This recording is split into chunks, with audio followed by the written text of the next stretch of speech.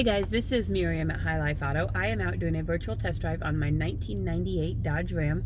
If you've never been on a virtual test drive with me, the way it works is I drive the vehicle on video and I tell you what I see, hear, think, smell, and feel to give you the best indication of being in the driver's seat without actually being in the driver's seat.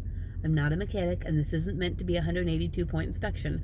Rather, it's meant to be a sneak peek into how the vehicle drives and any potential problems you're going to come into right away that I notice when I'm driving it. So we'll take a look around the vehicle and we'll get back in and we'll take it for a drive. Okay.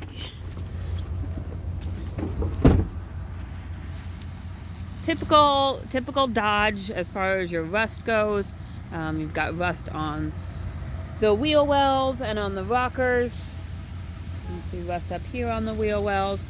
You can see it looks like they sideswiped something right there. It's just a little bit of an indentation there, but it does have pretty dang good tires on it. They must have been like brand new. You can even still see the blue outline on the lettering, so they must have been brand new when they traded it off or sold it or whatever they did. Here is the inside, just a basic cloth extended cab, nothing super special. Let me put the seat back up. But it looks like it's in pretty good condition. Okay, around here to the back. And we'll take a look at the bed. Bed looks like it's in good condition. Looks like it's got a nice liner on there. No holes or anything in the bed. And again, you've got rust on this side. You've got the clear coat. I mean, it's a 98, so it's 22 years old, but it's not about the looks that matters as much. It's more about how the thing drives. So I'm partial to Dodges, so we're going to go take a look at this one and see what we've got. Okay, and I just put gas in this one. I've had it running for probably at least a good 10 minutes. So here's the dash. 186,000 miles on it. Like I said, running for about 10 minutes. We're still right under half as far as the engine temperature goes. It does have a brake light on. The brakes are solid, so I'm not sure what that light is for. But we will see if we can find something out. You can see that the steering wheel is kind of turned. I think maybe just my wheels were turned. Never mind. You can see the radio is not there. They probably had an aftermarket radio and they took it when they traded it in. And then there's that piece that's usually a cup holder. It is right there. It's just not installed. On my husband's old Dodge this happened too. It's just those clips in there. They'd probably need redone. And I don't know if they probably took it off to deinstall the radio or whatever, and maybe they broke a clip, or maybe they just didn't reinstall it. I don't know for certain. But this does have the bench seat. You know, if you want to put that up and make a 6-seater in here, you can do that. We'll check the windows. Passenger side window works. Rear passenger side window is just a latch. Driver's side window works, and the same thing with the rear driver's side window. You have a little bit of wear from it being 22 years old. Headliner looks like it's in pretty good condition though. It's not drooping or anything. So we will put my seatbelt on. We'll stick you up here on the mirror and we will go for a drive.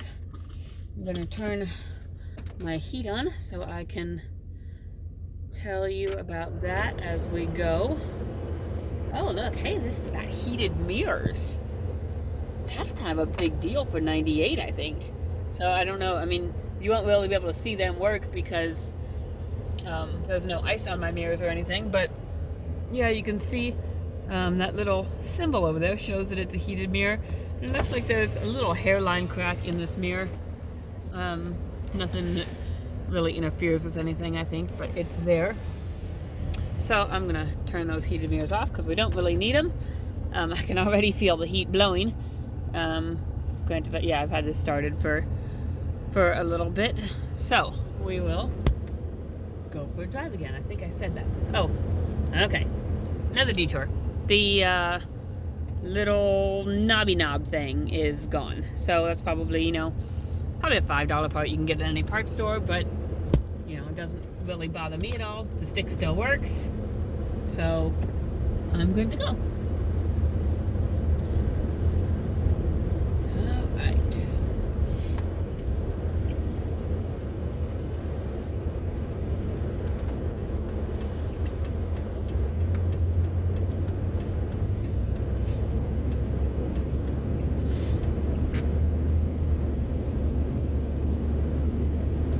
Don't have any history on this, but I know a lot of times when people get new tires on, they have work done on the suspension, on the alignment, and all of that. Like I said, I don't know for certain. I just know whenever we put new tires on our vehicles, we always get an alignment on them. And when you get an alignment, you have to get your suspension parts up to date, or they can't do an alignment. So that'd be something to look into as far as, whether or not they did it. I don't know how to check that. But it might be a plus if you can tell whether or not that's been done.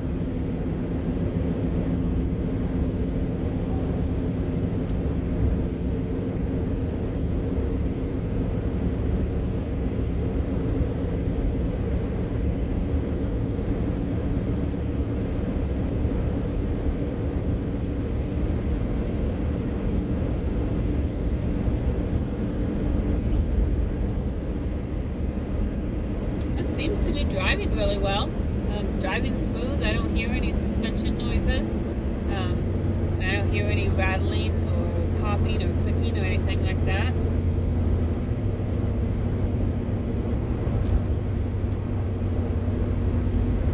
Drives smooth. Shifted through all the gears just fine. I'm going about 55 right now. I'm going to turn right here. My brakes are good and solid.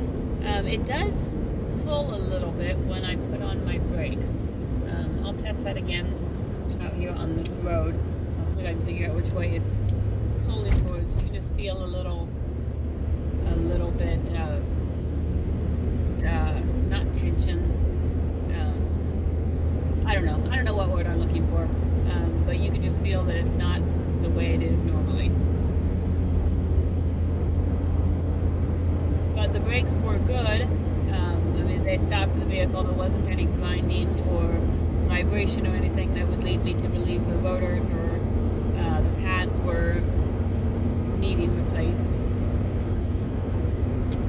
I'll put on the brakes again. Okay, so you saw that. I think you saw that in the video.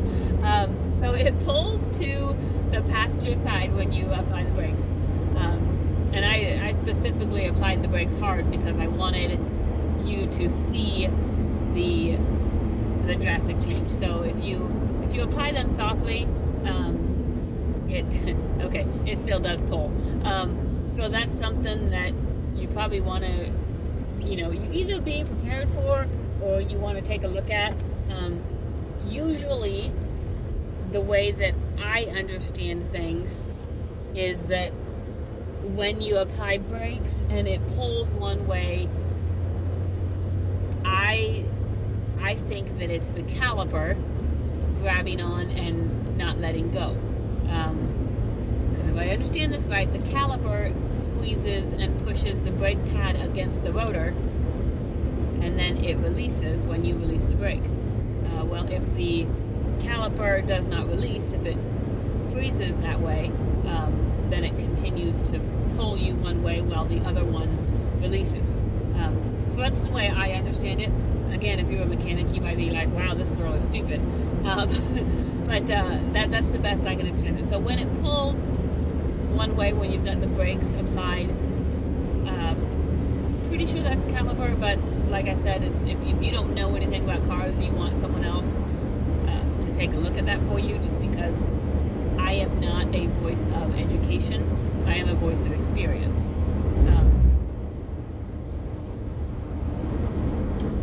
So I will get on this little gravel lot up here and put it in four-wheel drive. And we will take a look and see that engages. I'm pretty sure it does. I'm pretty sure my husband said something about it.